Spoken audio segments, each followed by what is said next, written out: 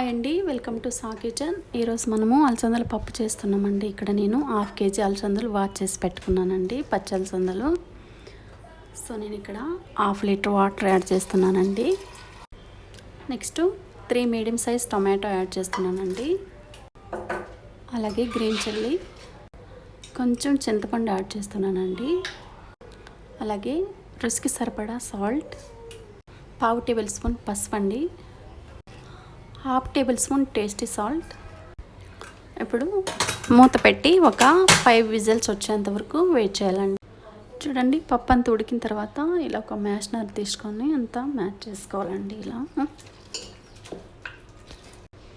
చూడండి, పప్పు అంతా కూడా ఇలా మ్యాషనర్ చేసుకోవాలండి, ఇలా వచ్చేటట్టు. నెక్స్ట్ పప్పుకు మనము తాలింపు పెడదామండి. Next 3 table spoon oil add చేస్తున్నానండి.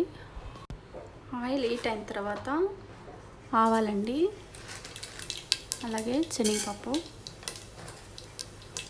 జీలకర్ర, నెక్స్ట్ ఆనియన్ అండి, నెక్స్ట్ గార్లిక్ అండి, next curry leaves.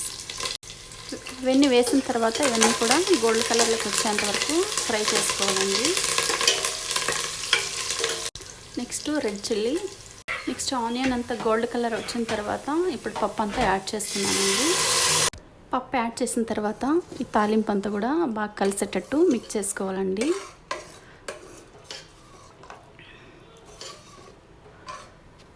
Next cover పెట్టి ఒక 2 మినిట్స్ పాటు కుక్ అవ్వనివ్వాలండి, ఎందుకంటే తాలింపు పెట్టాం కదా, తాలింపు అంతా పప్పులకి బాగా కలుసుకుంటుంది. నెక్స్ట్ 2 మినిట్స్ తర్వాత ఇదంతా కూడా పప్పు మరొకసారి బాగా కలిసేటట్టు మిక్స్ చేసుకోవాలండి.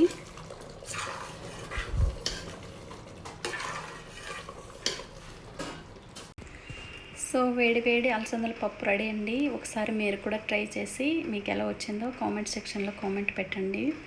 అలాగే ఈ వీడియో మీకు నచ్చినట్టయితే లైక్, షేర్, సబ్స్క్రైబ్.